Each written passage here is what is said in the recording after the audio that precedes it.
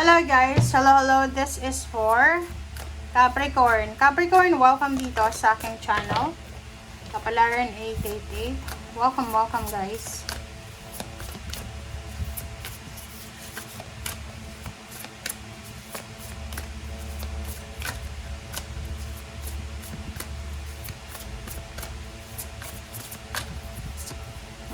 Capricorn, you have 4 cards guys. Page of Fire, 6 of Swords, 7 of Wands, and 10 of Swords.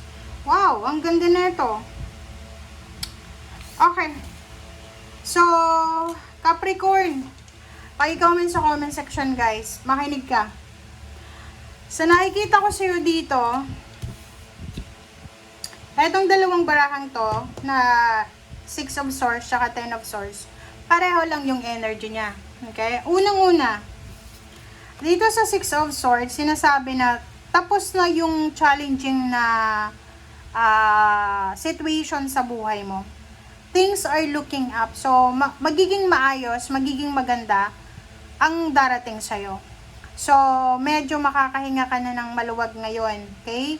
Makakahanap ka ng paraan para maging peaceful ka.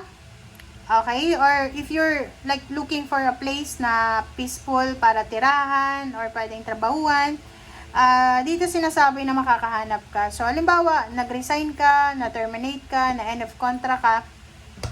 Sabi ng bara sa'yo dito, huwag kang mag-alala kasi there's a parang new beginnings na darating sa'yo. Okay? Matatapos na din yung depression or kung may mga sakit kayo. So, may possibility ng travel or relocation na posibleng gagawin nyo. Okay, ito same din, 10 of Swords. Ganun din, tapos na yung situation. So, matatapos kung ano man yan na challenging na situation na yan.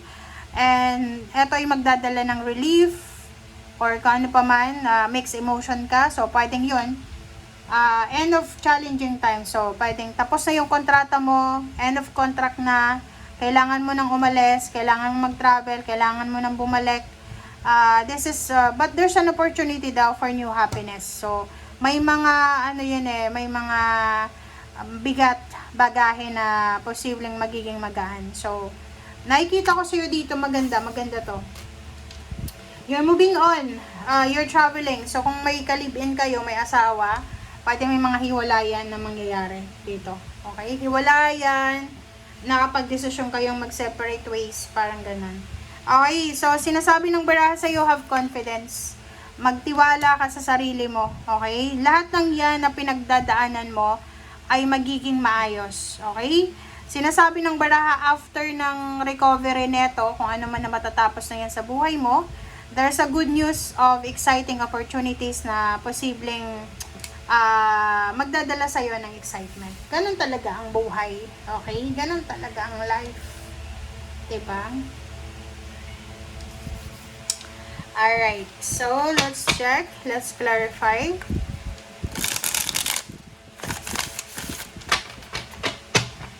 This is for Capricorn.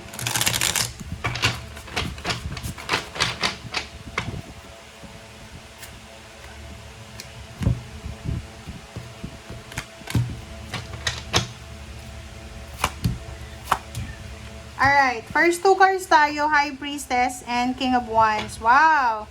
Congratulations sa inyo, Capricorn. Kasi etong barahang ito, guys, nagsasabi na may paparating sa'yo. Pero hindi pa to sa ngayon, ha? Kasi hidden pa siya, nakatago pa. Pwedeng, the universe is, hiding this, reserving for you. Nire-reserve niya yan para sa'yo.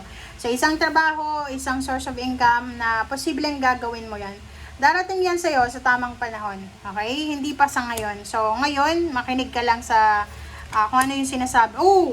Diba? Dalawa yung mo. This is a confirmation. Dalawa yung 6 of Swords mo. So, this week, possible na magta-travel ka. Lilipat ka ba ng bahay? Aalis ka? Nakikita ko na tapos na yung mga bagay-bagay na pinag-iisip mo. Magiging masaya ka na. So, like, maybe few weeks ago, nadidepress ka. Ngayon, masaya ka na kasi makakahinga ka na ng maluwag. Yung iba sa inyo dyan, pwedeng yun, you're waiting for the visa, passport, documents, contract, or kung ano pa man, plane ticket. So, ngayon, sabi ng baraha sa'yo, kung papunta ka ng ibang bansa, paalis ka ng ibang bansa, sabi ng baraha, ihanda mo yung sarili mo, kasi papunta ka na sa mundo kung saan mo mahanap yung mga pangarap mo sa buhay, kung saan mo matutupad ang mga pangarap mo sa buhay. Wow, 'di ba?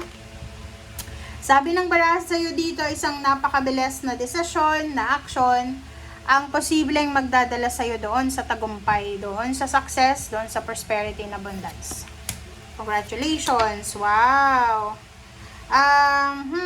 Be careful lang tayo. Mag-iingat tayo sa mga dokumento, papeles na darating sa atin. Kailangan nating pirmahan, basahin mabuti. Kaya huwag magmamadali. May chismis ka na maririnig. Okay, there's a chismis. May chismis kang maririnig. Dati mong kakilala na siguro wala ka ng communication, na posibleng may nangyari sa kanyang hindi maganda. So masaya ka kasi pwedeng kung kagalit mo yan, syempre parang pakiramdam mo, ay nakaganti na ako. Parang ganun. Okay, so sinasabi ng baraha sa'yo dito, there's someone na nag-aantay sa'yo. Maybe there's someone na nag-aantay ng letter, chat, call, reply para sa'yo. There's someone na posibleng nag-aantay sa'yo kung kailan ka ba sasagot sa kanyang message or email. Isang tao ang nag-aantay ng desisyon mo. Hindi siya makapag-desisyon kasi parang iniintay ka niya. Sabi ng baraha sa'yo dito, bago ka gumawa ng importanteng desisyon, pag-aralan mong mabuti, mag-research ka, huwag kang magpadalos-dalos.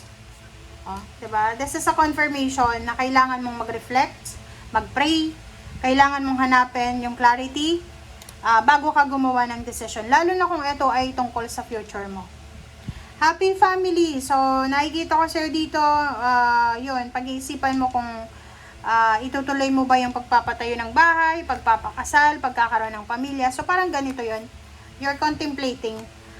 Medyo naguguluhan ka ngayon. So, kung makikita mo dito, parang hindi, nasa gitna ka ng pag-iisip, nasa gitna ka ng uncertainty. Hindi mo alam kung ifo-focus mo ba yung sarili mo sa pera, sa trabaho, negosyo, or source of income, or ifo-focus mo yung sarili sa pagkakaroon ng masayang pamilya, kompletong pamilya, parang ganon, perfect, happy family, parang ganon. Please comment down below if you resonated. Yung iba sa inyo dito, mixed emotions ka talaga kayo. May nararamdaman kayong takot. Natatakot kayo mag-isa. Lalo yung mga matagal nang may asawa, natatakot kayong maghiwalay kayo ng asawa nyo. Kasi comfort zone mo na siya eh. Kumbaga, ano kayo eh, anong tawag dito? Partner in life kayong dalawa. So, yun. You're courageous, pero confident ka din, pero sa usaping love life, hindi mo makakaya na mag-isa ka lang. Okay? Thank you guys. Bye!